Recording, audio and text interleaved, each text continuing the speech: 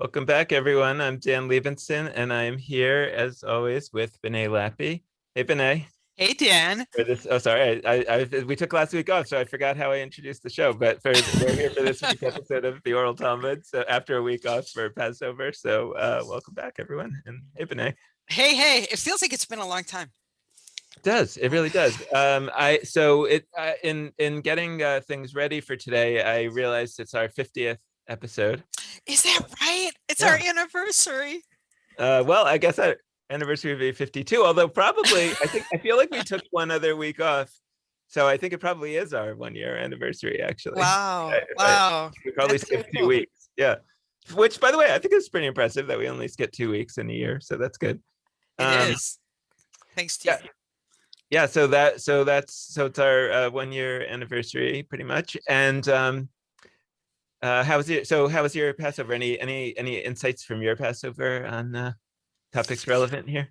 Well, I really took our learning seriously, and we went off book for Mm. both Seders.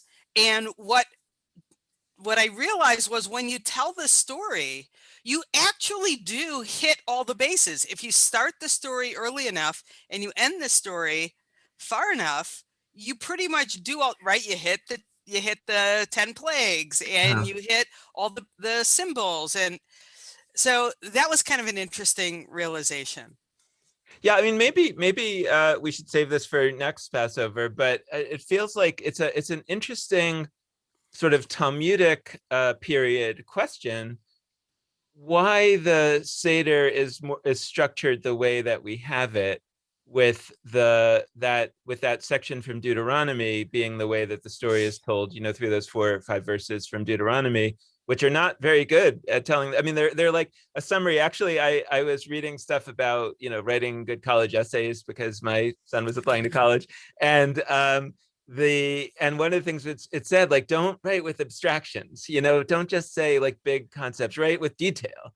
And that those verses from Deuteronomy are pretty abstract. And so, yeah, the Seder is written, the Haggadah is written in such a way that you're supposed to kind of explicate them and give some detail, but it's like it's kind of poorly done, in my opinion. And it doesn't capture it. And we also read, like, I don't know if how much you read. I mean, how you got through. Sounds like you got through more than we did. We read basically just about the 10th plague. We read from the book of Exodus, just the sort of whole story of the 10th plague and the Paschal Lamb, the first, the blood on the doorposts and all that stuff.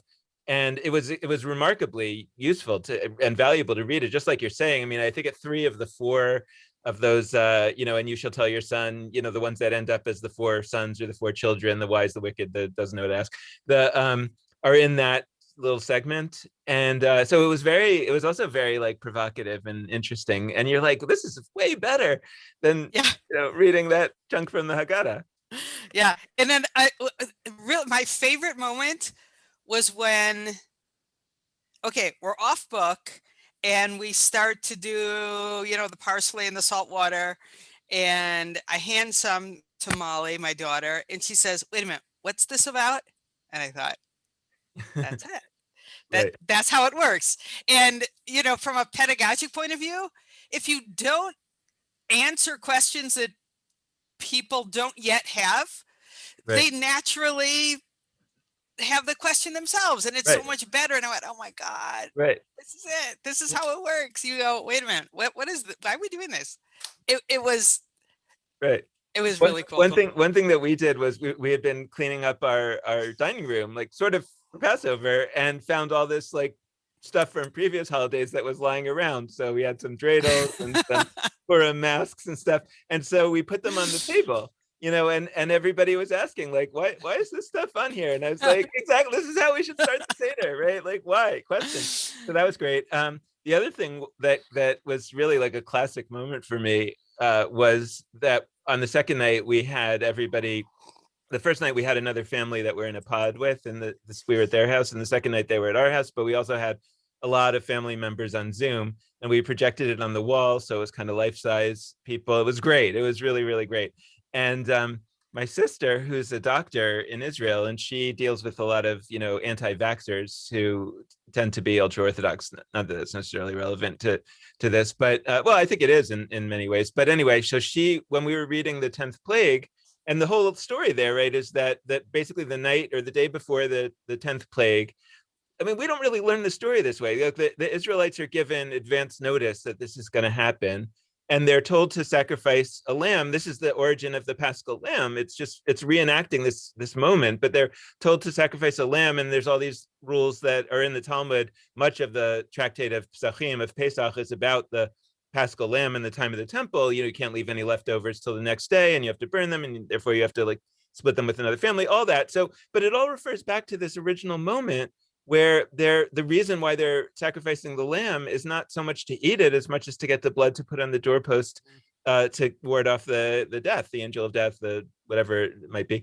And so in reading that, my sister says, I think that there must have been anti-lammers back then, and these are the Jews that thought it was a hoax, right? And they didn't want to put the blood on their doorposts, right? For all these reasons, it's aesthetically not pleasing, whatever it is. I have a right to not have blood on my doorpost. And their firstborns, in the story and the mythology, would have died. And it's really that's close to home, right? I mean, it's really on the nose when you think about it that way. And that was a paradigm shift for me. It was very because then it really kind of, it was like a part of the story that, I mean, obviously it's dramatic, but we tend to kind of skip it over. Okay, so they put blood on their doorposts, move on. Actually becomes like, just by the insight to say, but there probably were some people who didn't. And they're like people in our world today. And so this story really is pretty close to home. And then the question, then as I was thinking about it, there's that in the four children, the wise, the wicked, right? The wicked one, says, what is this business to you? And then the Haggadah says, and because he says to you and not to him, he is removing himself from the community. And had he been there, he would not have been redeemed, right? Yeah. And I always, had read that until a few years ago as like, that's harsh, just because he's, a dissenter, so he's not going to be redeemed. But and haven't we always read it as sort of a punishment? Right. Exactly, a punishment for dissenters, like for expressing an alternate opinion, not so respectfully. That felt to me kind of un-Jewish. Like, it didn't feel to me like within the sort of way that we think about Jews, in the Talmudic idea of the debate and everything. And then a couple of years ago, I kind of started reading it in a different way that said just like, well, he wouldn't have been redeemed because he just wouldn't have come along, because he didn't feel part of the community. So when the community left, he would have just stayed back because he didn't see himself as part of that. So it's not a punishment, it's just a statement of fact. And when you kind of add on to it this element of he might have even not just not come along, but not essentially put on a mask, not put on the blood. Wow. He would, it wasn't a punishment. It's just what happens, and that's been very, I mean, I'm still in the process of fully working that through, because I've often in reading the Bible have thought about it as that these are the what if we read God and we read miracles and we read these other sort of supernatural things as kind of metaphors for the natural consequences of certain behaviors. And suddenly this one just became incredibly powerful read that way. Wow, that's really interesting. I don't think I will ever forget anti-lammers. Anti-lammers is like, I have to say, it's my sister's greatest moment. It's so great. She's had many, but that was a good one. So I guess let's shift to the Talmud. So we are in a so we're kind of going back to our big picture, looking at kind of what are the ways in which the rabbis are reconceptualizing what this whole project is all about of Judaism, how they're and more significantly how they're doing it, what they're doing with the materials that they've inherited in order to be able to kind of tie this new approach to everything that had come before. Yeah, I mean, there's more of a setup. Yeah, well, I think in addition, thinking back on my crash theory, if I'm right that every tradition is trying to answer those same basic human questions, um,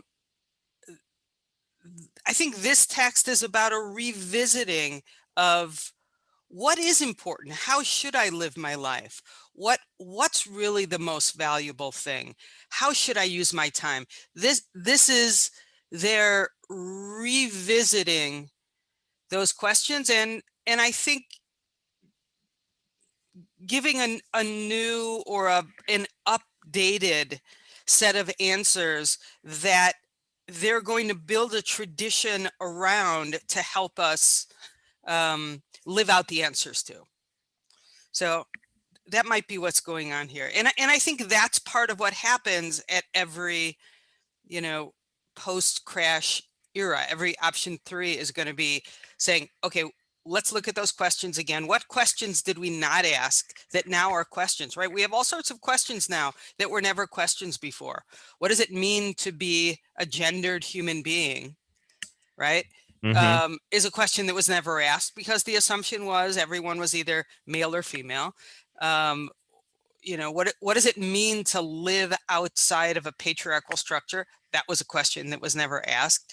How do I live out an ethical sexuality? All sorts of a different kind. Are we happy with the sexuality ethics we had when it was in a heteronormative context?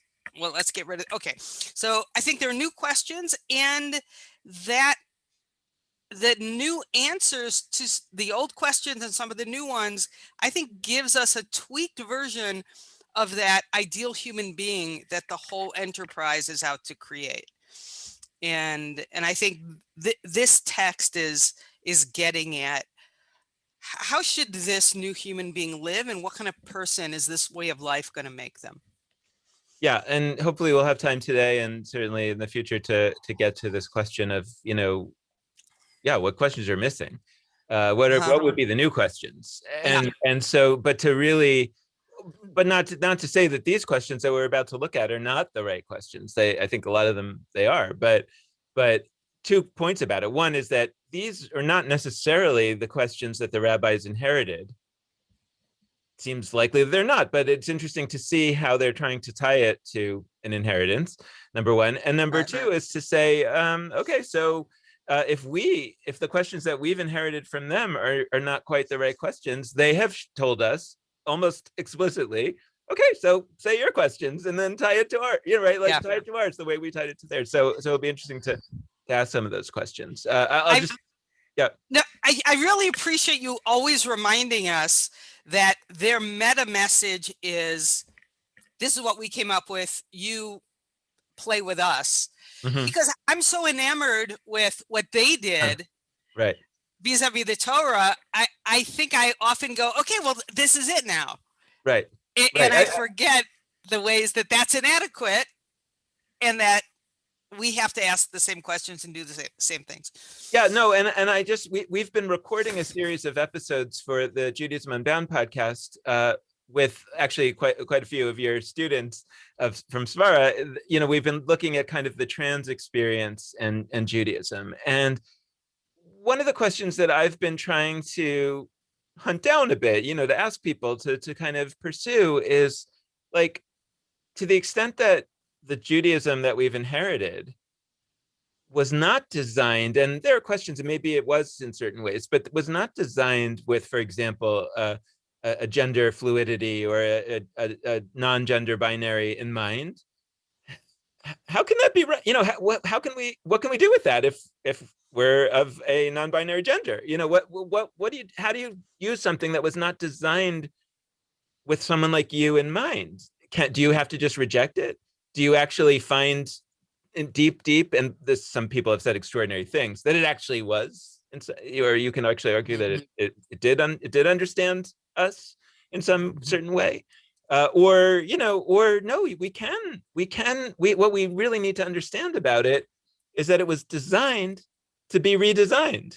Yes. And so right? And so at the point at which we realize that there's something that the designers were not conscious of, A, we have permission to redesign it, and B, we can actually mine into it and see that actually, like, okay, so maybe it was not top of mind for them, but if they had lived today, they would have done it differently. So it's really true. And maybe we can think back, and maybe we should have other law professors on to talk about that question about the Constitution. I don't or I don't remember if Richard Primus said anything specific about this, but like sometimes you wonder, like, well, if Madison was alive today, or Hamilton or Jefferson, would they have would they have written this differently? I mean, the answer is like almost of course they would have, but would they have even almost said like, no, but you have to understand that if I wrote that back then, of course what I meant now was, what the implication that I would have thought for our times is this.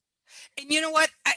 I used to really hold tightly onto the idea that if they had lived now, they would have tweaked it the way we would tweak it. And I realize I don't actually need them to have tweaked it the way we would. But what I believe, and I don't believe that they necessarily would have. I mean, there are people living today who are homophobic and misogynistic, and maybe some of them would still be that today, and they wouldn't be in our like little club. Right. But what they would for sure have said is we could, not necessarily we will, I will, but we could. And then the conversation would be, should we or shouldn't we? And we've talked about this before. That's always the right conversation. We can. Should we or shouldn't we? Not we can't. That just never was the conversation. And when you know what I mean? That's what I feel confident that they would have said. Yes, we can.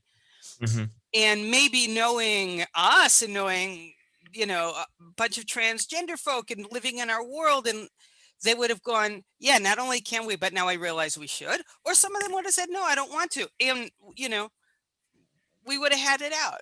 Yeah. And we would have taken a vote. Yeah. Yeah, I agree with what you're saying. And I totally agree with that. And I think it's a beautiful way to say it. The other piece that maybe we'll come back around to it, like, because I'm not totally remembering, like, the context in which I've said this before, not on this show, but I think on Judaism Unbound, particularly when we've talked about like feminism and women's equality and Judaism and that kind of thing.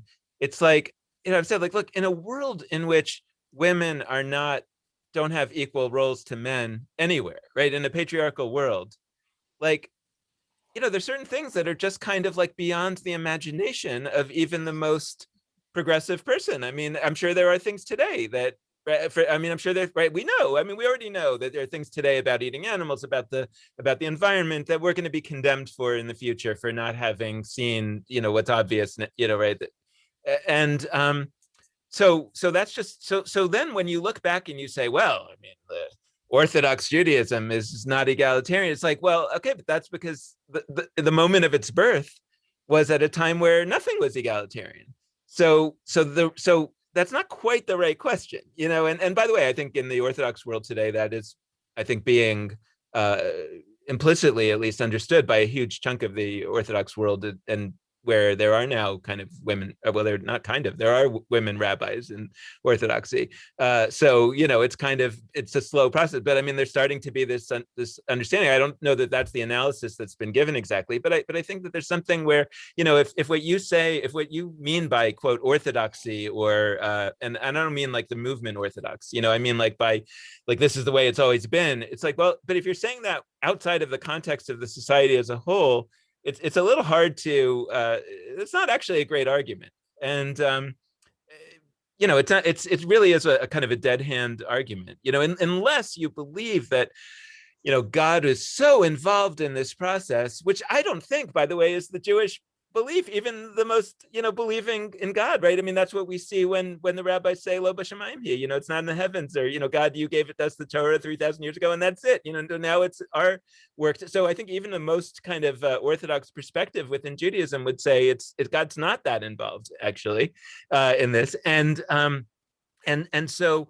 but unless you believe that God is so involved that of course anything would have been imaginable because God was involved and God can imagine everything. Okay, well you could say, well then, and so since God didn't say to do it this newfangled way that we're doing it now, that's a real. But I don't that's not really the argument that most people are making. So anyway, let's jump into this text and then we'll kind of. So okay, so the basic setup of this text, and it comes, it's connected to a verse from Isaiah, which we'll talk I think more about the verse later, if at all. But just in context, there is a quoting of a verse from Isaiah by Reish Lakish, who is a earlier rabbi, and he is basically asking, what does this particular verse mean? And then, much later, another rabbi, Reish Lakish is in the land of Israel, Rava is in Babylonia many years later. I mean, they're not actually talking directly to each other, but Rava is saying, well, let me explain to you what this verse means. This verse is referring to essentially the questions they ask you when you die, right? The questions that you're asked in on the door, the doorstep of, or whatever, the gates of heaven, or whatever you want to believe exactly. Right. Yeah. So that's okay. And we're in Tractate Shabbat, right? 31a. About 31a. Yep. Okay. And so we'll say Rava said, at the time they bring a person in for judgment, they say to him, and then here they're referring back to the order of that verse. We could talk about it, or you can look at it for yourself. Okay, but before we even go, okay, the they, I'm always interested in this.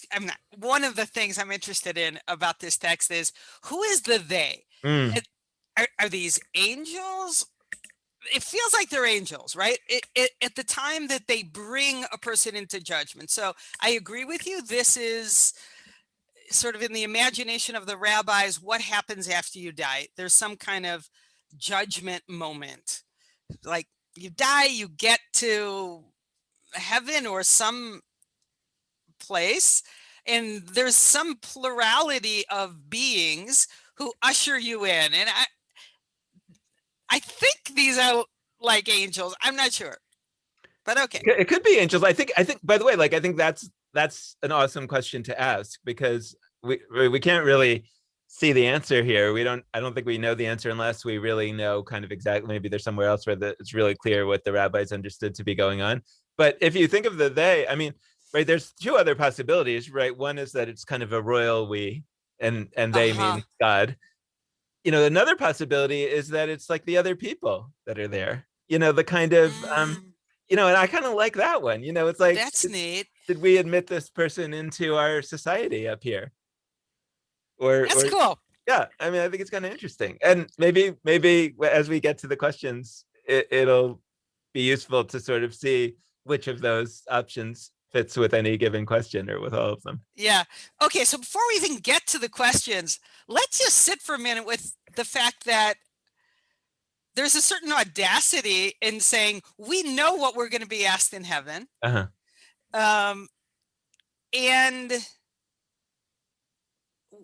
what does it mean, or what's the impact on our lives to know what the questions on the test, right? It actually seems like a good idea, right? You can teach to the test, you can live to the test. And I think that's ultimately what the question, knowing what the questions are, is saying, okay, you know what the test is going to be. Right. Use your life in a way that you're going to get an A when you get there, because this is what it means to live a life of, I don't know how to fill in the blank, but a good life. Right. I think this is the definition of a good life. Right. And I'll take that opportunity to say that, as is often the case in the Talmud, the fact that there is a source for these questions, but it is extremely poor one. It is not in the context in Isaiah. It is not talking about this at all. Not talking about the questions you ask in heaven. It's actually sort of talking about, as I understand it, like the nature of the land of Israel itself. And so this is another one of those cases of they have intuited, right? I don't want to just say they're making it up. They may be, but I'm saying like this is what they believed fundamentally were the questions, and then I think they went looking for a text to tie it to. But it's not like the book of Isaiah is talking about what happens in heaven. Right. And I know we'll get back to the verse in Isaiah, but it's as if the directions are you should drive to the next town, and then the rabbis deduce from that, oh, you should have drive. It's like, okay, fine. Exactly. That's right. That's very good. Okay, so let's look at the first question, which is actually like in certain circles like the famous one. I think that like if people have ever heard of this text, I think this is the question that they've heard of, which is the first question that you're asked. I think there was a book by Mitch Albom called the Questions You're Asked in Heaven, something like that. No, right? it was Elliot Dorff? No. Not Elliot Dorff. Not Elliot Wolfson. Help me. Oh, Ron Wolfson? Ron Wolfson, yes. Ron Wolfson wrote a book called The Questions You're Asked in Heaven. It's a wonderful book, and I highly recommend it. And it's about this text. It's a really short, easy to read, and accessible book, fleshing out these questions as sort of the curriculum for Jewish life, which I think is what the text is saying. Right. Okay. Yeah, great. Ron Wolfson, great guy. Yeah. Okay. So number one question: were you honest in your business dealings? And I put faithful in parentheses here because like you just said, you drive to point A, and then they say, "Do you have the drive?" The text, the quote from Isaiah is something like, "And the faith of your times shall be," and they say, and so the first question is, "Were you faithful?" Right. Obviously, did you have faith? But what they mean by faith in this context is were you honest in your business dealings? And I'll just note that I once heard a comedian named Dan Adut, very funny comedian, Jewish comedian. He does some Jewish comedy for like Jewish events, like that kind of thing. And anyway, he said like it's so Jewish. The first question you're asked when you die is how's business. Right. Yeah, I love this question. And for me, that what's going on with this question is that it's much more indicative of your honesty to look at where it's actually hardest to be honest and easiest to get away with being dishonest. Right? There are so many ways in your business dealings that you can cheat and not get caught. Little ways, from, taking a box of Staples home from the office to, raising the price. So many ways. And if you were honest and you didn't do those things where you really could have easily gotten away with it, that says something about who you are. So I just love this question. And the other day I was looking up this phrase. It's nasata v'natata. Did you basically give and take, which in the political realm has to do with negotiations. Right. Right. Masa'u Matan. Right. I lived in Israel at a time when I guess there's always negotiations, but that was in the headlines all the time. So Masa'u Matan is really in my head, but I was looking it up in my Talmud dictionary because it came up in another text, and the Talmud dictionary says it's not only business, it's any kind of interaction. So that made me wonder whether this line is or this question is only about business, or is it about any of your social interactions as well? I'm not sure.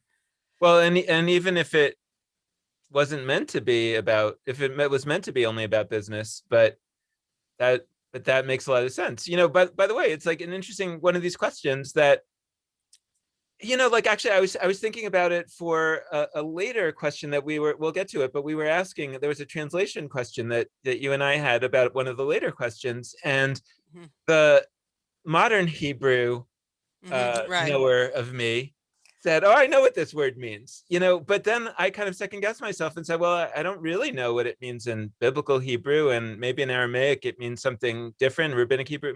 So, and then the question is like, well, so again, back to our conversation with Richard Primus. Like, I mean, is that the ultimate? Is that the question? Like, to answer this question, we have to know what that meant in, mid rabbinic Hebrew, or early mid rabbinic, whatever we're going to call this layer. A reasonable answer is yes. Like that's what they meant. But it's interesting to say, well, but this term has actually morphed and grown in modern Hebrew to like negotiations on peace.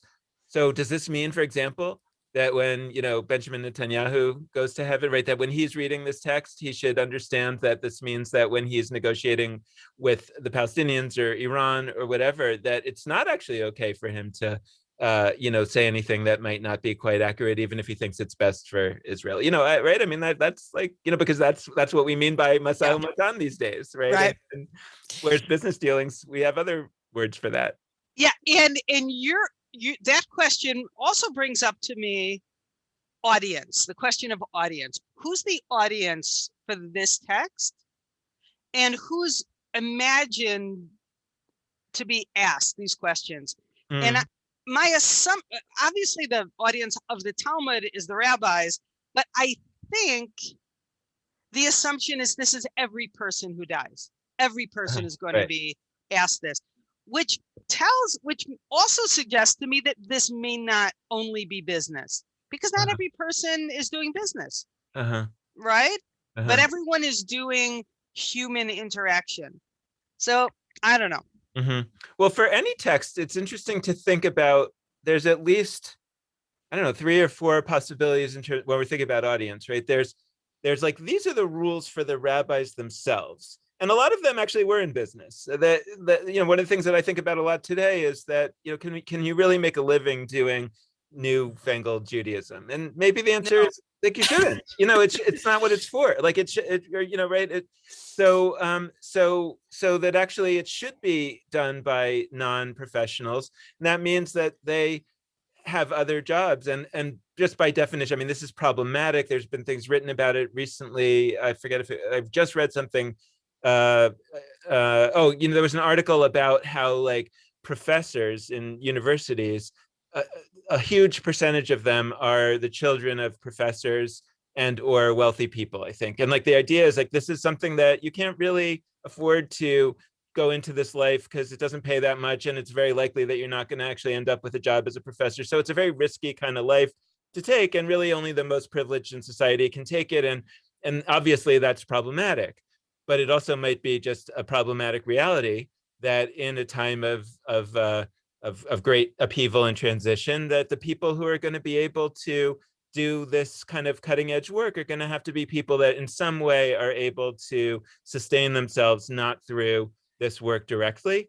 And that means that a lot of them are going to be in business, and maybe there's all kinds of problematics come to that. Like maybe I'm cheating in my business affairs so that I can only afford to work 3 days a week so that I can be a rabbi the other 2 days, right? And then I justify that and I say, well, I was doing it for the good of, right? And there are all kinds of ways that you could. So one is like that some of these may be actually of particular relevance to the rabbis themselves.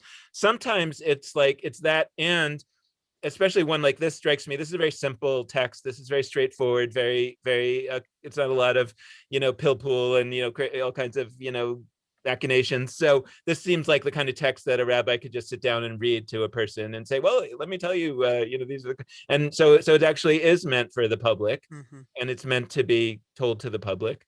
And then there's all kinds of points in between potentially, but it's this one strikes me as kind of both, I like to think of it as for everybody, and I'll tell you why when we get to another one. But let's see what the pieces are. Okay, so let's go on to the next one. Did you fix times for Torah? And and again, I think that so then the just to connect it to the verse, the verse says, and something like this, very hard to translate this verse, but it says, and the faith of your times shall be a strength of salvation. Whatever that means exactly, they're pulling out the word times and saying, question number 2, did you fix times for Torah? Did you specify, and you want to think about, like, did you really like put it in your calendar for a specific time each day, right? Like, it's not just did you study Torah, did you make a commitment to study Torah at a particular time? Yeah, I think that's really interesting, because the emphasis isn't on like the stuff you learned. Mm-hmm. It's not, did you learn a lot of Torah? Could have been that. Mm-hmm. Mm-hmm. It isn't even, did you learn Torah? Like, you could probably answer yes to this if you learned nothing, but you actually did set the times. Although I don't think that was the intention. I think the intention is, did you prioritize it in your life?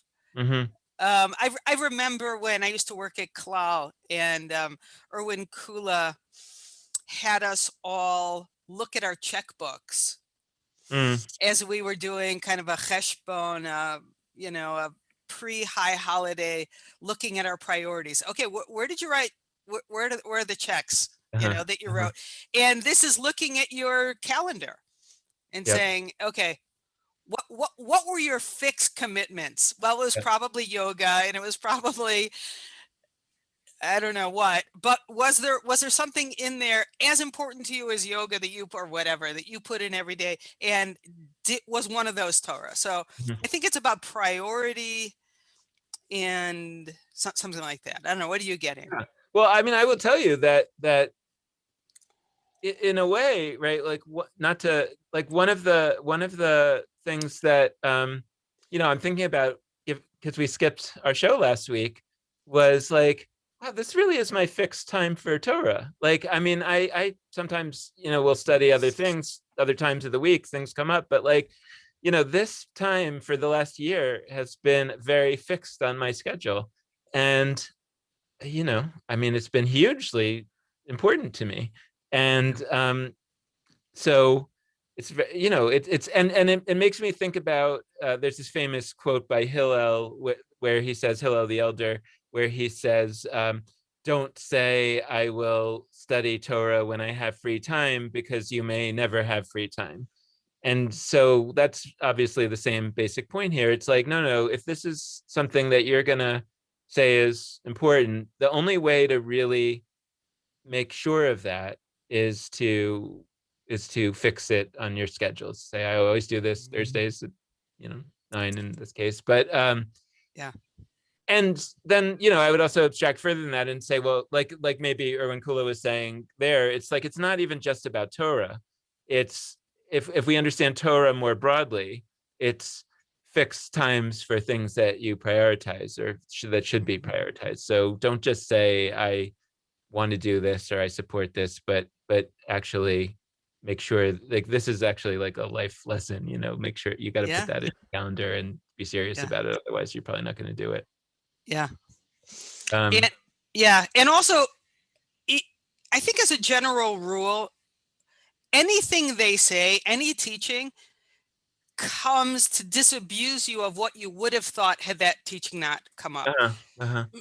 Nothing is recorded in the Talmud that is obvious and that everybody does, because there would be no need for anyone to say it or for them to record it. So there's always a hava amina. There's always the assumption that is either wrong, or that we now want to tell you is wrong. Yesterday was right, and now it's wrong.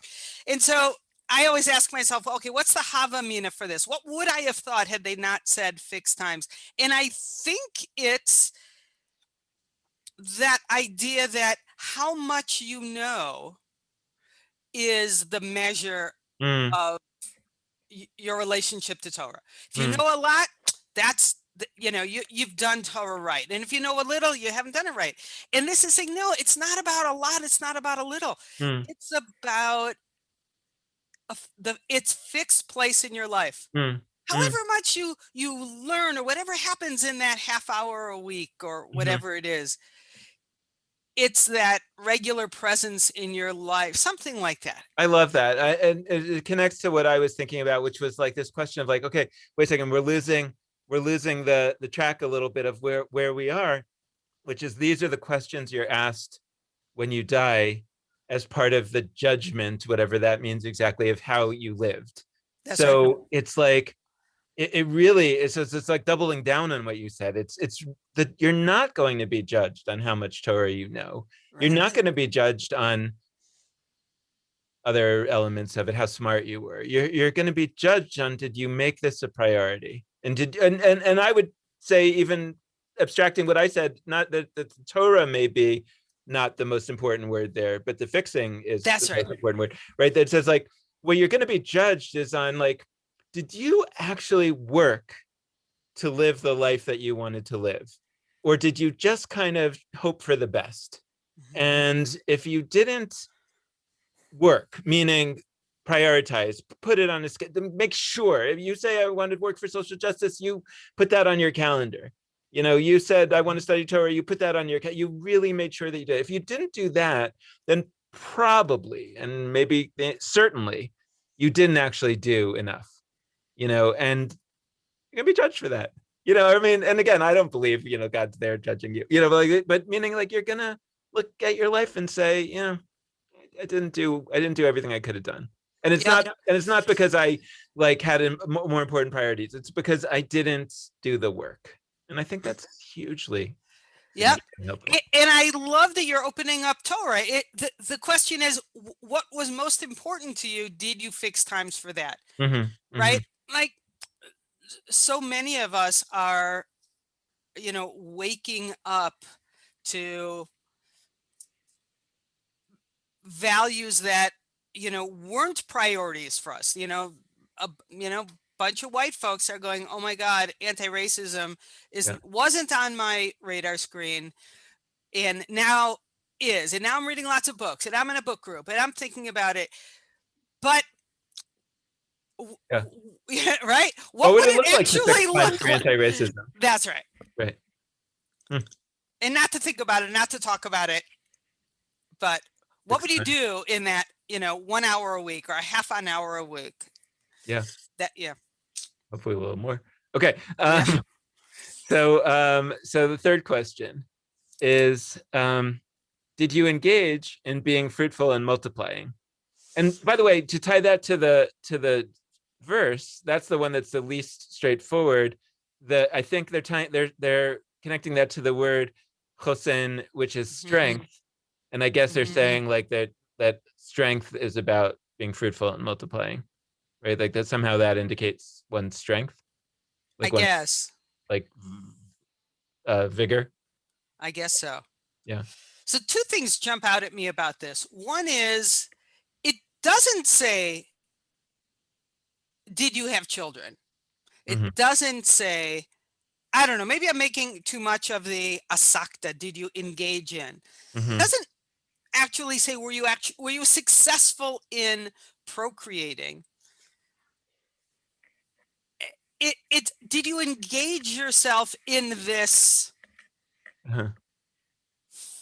field of for the rabbis, it was more than just procreating, right? They say elsewhere that you can fulfill your obligation to be quote unquote fruitful and multiplying by teaching kids, by contributing to children's growth. Sorry about my dog barking. So it always just bothers me a little bit for people who can't or choose not to have children. Are they going to fail this test? I don't think so. I think the rabbis understood that there are more ways than raising children, having children to contribute to. So I'm not sure. What are you getting? Yeah. Well, okay, a few things come to mind. I mean, one is that I love that, right? I mean, one is to like look, this is kind of like right in the law thinking kind of world, you say like, let's look at the legislative history, you know, let's look at what if there are other things that were said by these legislators, you know, that help us understand what they meant. Oh, I love that idea. I didn't know that was a thing, legislative history. Yeah, so like the fact that the rabbis elsewhere said that that fruitful and multiply includes teaching children, I didn't know that, so that's super helpful information, and so that blows it open to me, right?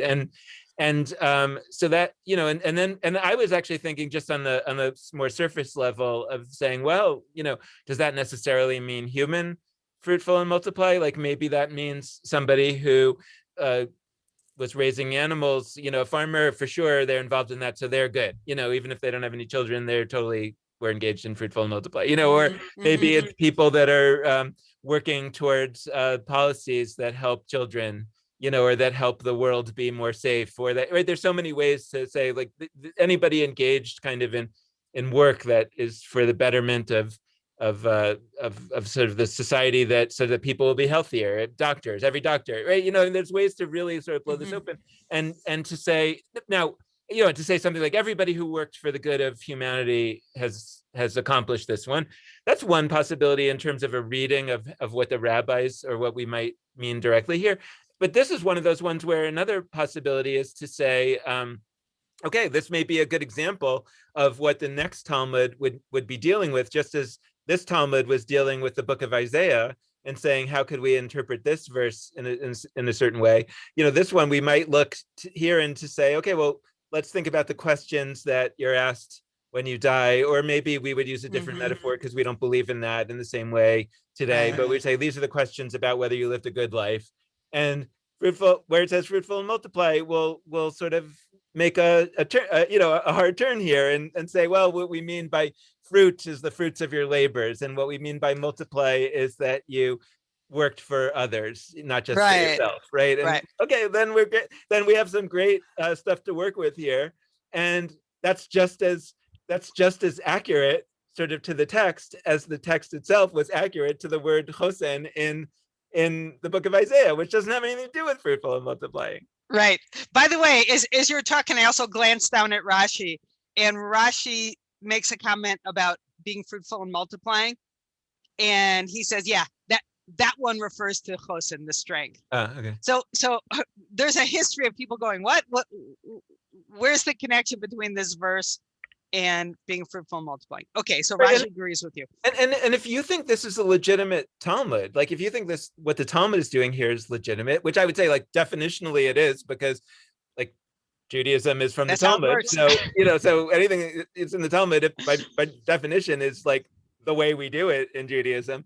Then you kind of have to say, well, they did this bizarre interpretive thing on the book of Isaiah and taking it in this direction, and we certainly are free to make a bizarre understanding of what they were doing, and I don't even think it's that bizarre, and to say that, like, okay, so we're taking something that arguably is saying, and again, right, it's like the heteronormative context, right, and what I was saying earlier about, but what about in a world that's not heteronormative, in a world that's gender fluid, and all these kind of things that basically, a verse that seems to say something like, when you die, you're asked in heaven, did you have a lot of, opposite sex? Like, that's basically, you can interpret it that way. Did you have a lot of sex?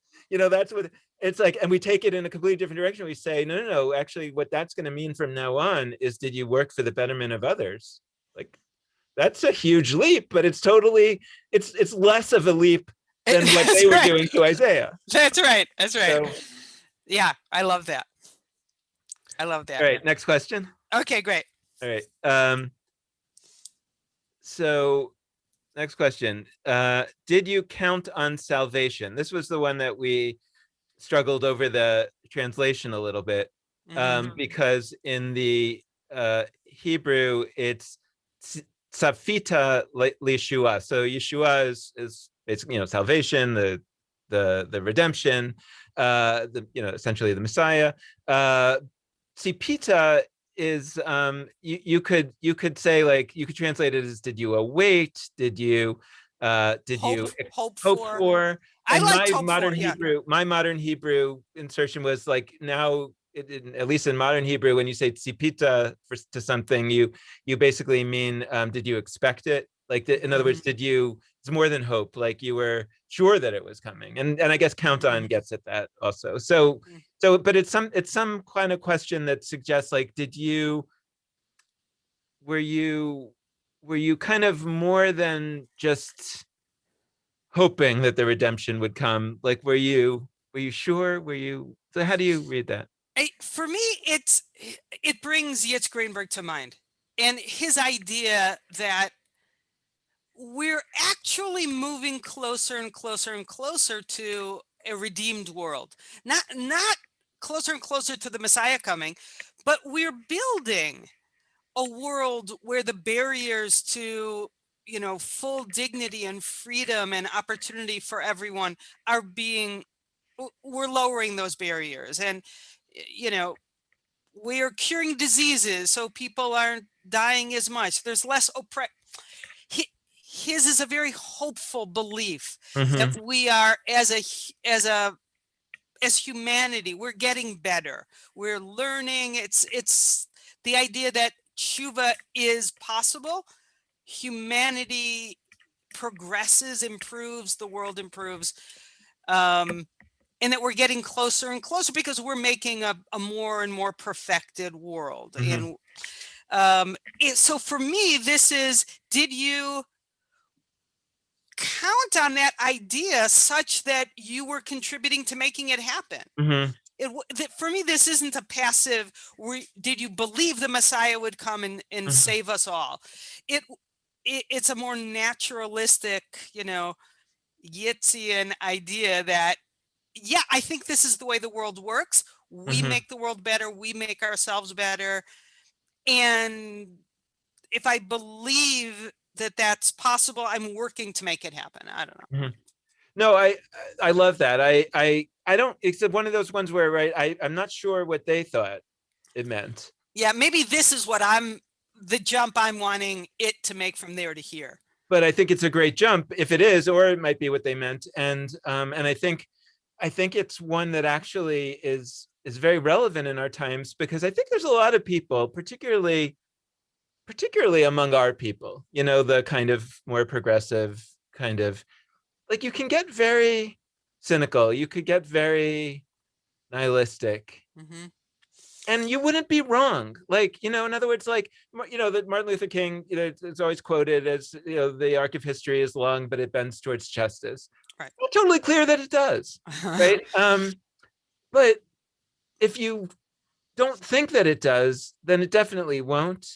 You know, in other words, if you don't work as if it does, or as if it could, let's say as if it could, if you don't work as if it could, if you give up, then it won't. You know, and I don't want to criticize anybody who is thinking a different way, because I would actually like to talk with them, because honestly, I think they might be right.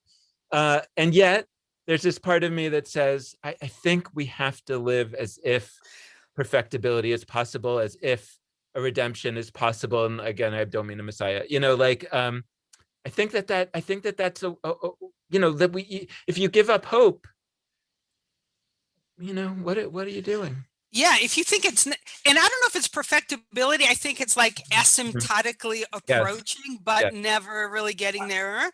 Even not asymptotic, you know, not just a little bit better. Incrementally approaching. Yeah. If you like, I could feel in my body the like depression and the change in orientation to imagine that actually the world can't get better. Because if you believe that it can't, for sure you give up. Yeah. Because, oh my God, it's such a pain in the ass to work to make the world better. So much easier to just be, you know, go for pleasure, benefit for yourself. And that's what we would do if we didn't think we could make the world better, or the world could get better. Yeah. Then you're right, for sure it wouldn't. So I think there's something in that. I want to sit. It's like, this is one of these ones, like, I feel like I want to sit with it. Like, I almost, like, this one in particular, I'm thinking, like, wow, all of a sudden it hit me, like, we should do, I don't know, like a think tank. I mean, this would be like this one that I almost feel like it's worth working on this part, this chunk, this little chunk of Talmud, to say, well, what would this look like if we were to rewrite this as part of the next Talmud?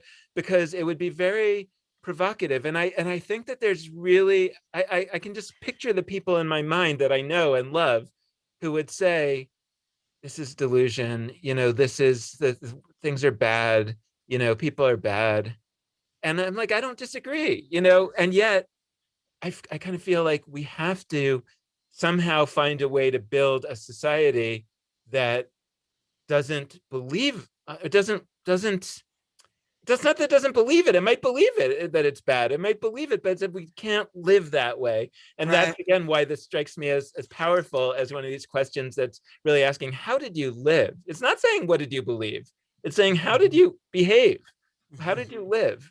Right. And I lived as if better was possible, even if I didn't believe it. Something like that. I think it's Yeah. like that's what we want. Yeah. I love that. It's a kind of collective delusional Mhm. fiction Mhm. that it's saying, regardless of whether it's Mhm. true or not. Mhm. I think that's one of the Jewish geniuses. It's we're going to live as if that Mhm. we're going to, Mhm. yeah. That's so interesting because it makes me feel like actually like it kind of gives me this sense of like a like Messiah or messianic age that I actually can believe in. It's like for the first time I'm kind of having this feeling like, oh, so this means that it's good to live as if this new age is coming. It's just it's probably never coming. Like meaning and realistically, the Jews didn't really believe it was ever. They didn't. I mean, I think I believe this is now maybe I'm gonna say, I just sort of believe that the Jews never actually believed in a Messiah. This is part of one of the issues with Christianity. It's like the Christianity believed there is actually we're really serious about this, and like there was one, and good. I mean, like good on them. Like that's a path. Another path is to say it's not, it's a metaphor, but, and we don't really believe that it's actually ever going to come, but you have to live as if it's going to come. Right. It's actually Right. really helpful to me. I love it.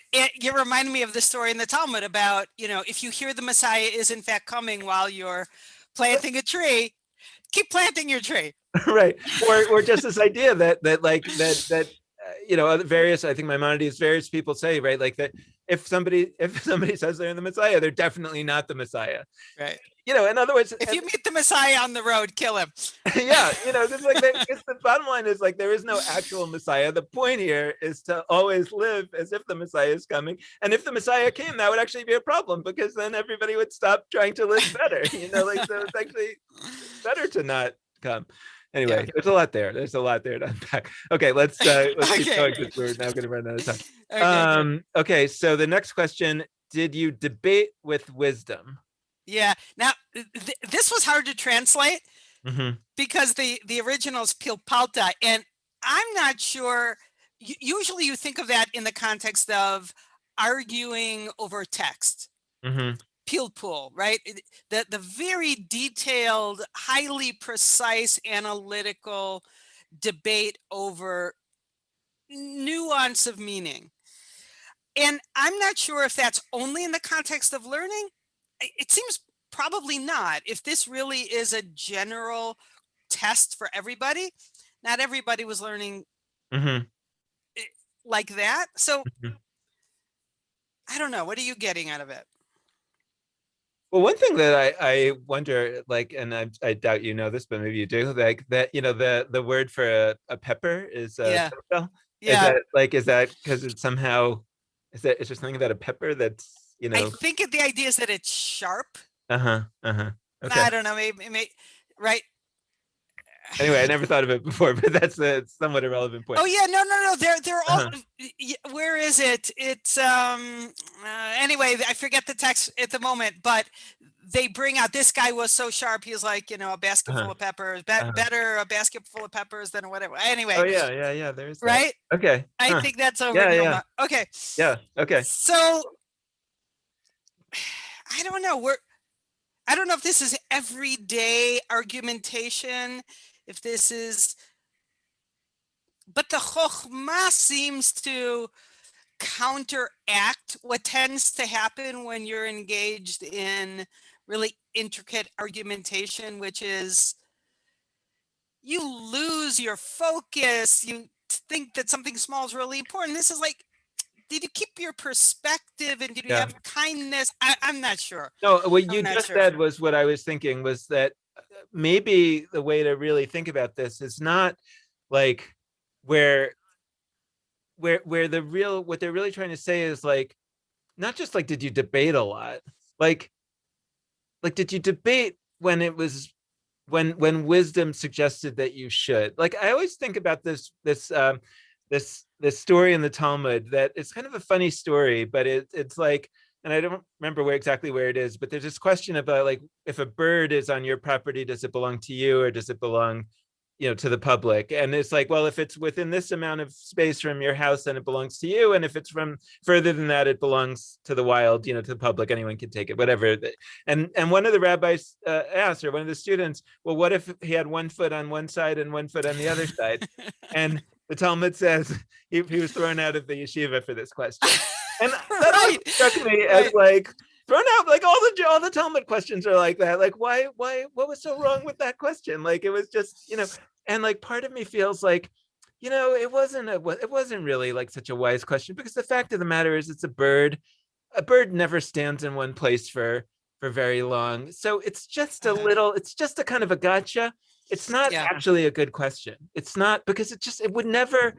So the answer is you wait and see, does it go to one side or the other? He'll be somewhere else in a second, so like, it's just not a good question. It seems like a good question, but it's not a good question. And you need a certain degree of judgment, of wisdom, to kind of know when it's just making trouble and when it's actually worth engaging. And there's something, again, back to this, I keep reminding myself, like, okay, these questions are about how did you live your life? How did you live a worthy life? And it feels to me like it is a reasonable, important question to say, did you make trouble just for the sake of making trouble? Or did you only make trouble when wisdom called on you to, really debate something? I love that. That it's bringing to mind all of the, 100 comment threads on Facebook over certain questions. And I'm like, really? I don't know. Yes, I think that's a great modern example of like a lot of people, again, I don't want to be too critical of people, but I would say we should all, including us, we should ask ourselves if some of our engagement on social media would stand this test. Yeah, exactly. Yeah. Okay, so last question, and I don't know if we want to have a lot more after it, we could come back to it next week, but let's at least kind of mention the last question. Yeah. Did you understand a thing from within a thing? This is my favorite one. Evanta davar mitoch davar. So what do you want to do? Do you want to come back to that next week? Yeah, maybe we should, because the postscript on this text that's right here is also a big question. Okay, great. Maybe we'll leave the cliffhanger on this question. Let's leave the cliffhanger in this question. And also, I think that's great, because I think one of the things that it'll give us time to do next week is to really have that larger conversation about like, what might our questions be that we should add. So let's all think about that. And listeners or watchers, if you want to put in the Facebook comments or email us, your thoughts on those questions, like this might be a good opportunity for viewer engagement. So please send those along. I love that project of what might our questions be. That's great. Okay, great. So we'll pick that up next week. Fun. All right. Thanks, Dan. See you then. Bye, Benay. Bye.